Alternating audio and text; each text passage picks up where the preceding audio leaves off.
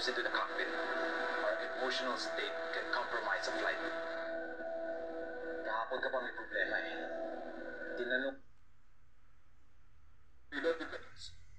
Nahihirapan na po tayo manalo sa kanila. Gobernador, bakit hindi tayo humingi ng tulong sa buyo?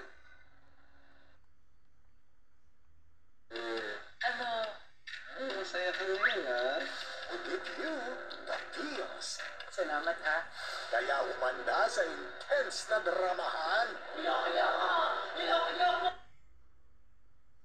Mangyayari sa pagre-retiro ni Aurea. May nagnanakaw sa kumpanyang ito. Shining Inheritance, 3:20 p.m. Ano matutupad ang Junior OnePlus.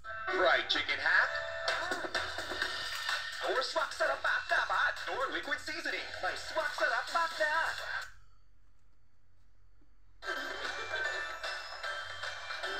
Galing talaga. Everyday bumubuhaghag? Hindi ka kasi nag-conditioner. Cream Silk Vitamin Boost Conditioners has 10 times more vitamins for up to 10 times strength. Ari po ng pamilya ni Senator Gatchalian. Wala pong kinalaman si Senator Gatchalian dito. Paano po natin nasabi? It was him. Or was it? Was it? It was? It's an Espinola classic right there. Oh my.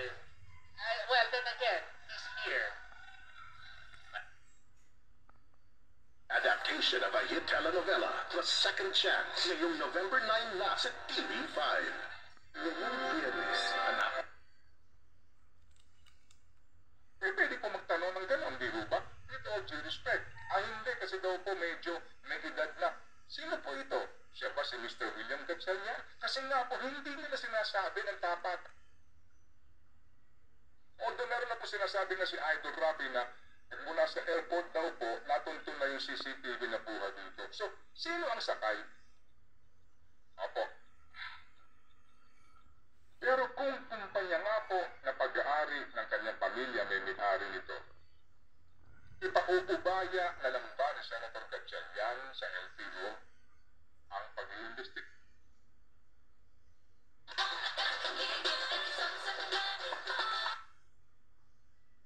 Data 109 over 74, age 60 years old, normal ba? Salamat po. Hello.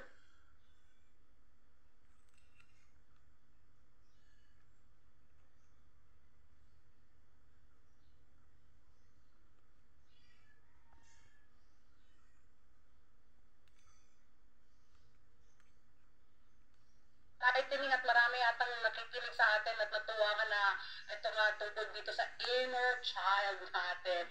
Maraming salamat. Portuguese, ang ating millennial psychologist. Salamat. Yeah, salamat kay Rian. At ang oras, alas 9. Benchmark or standard gross margin sa ating pong rollout, sa bleeders, sa fingerlings, para po ma-average na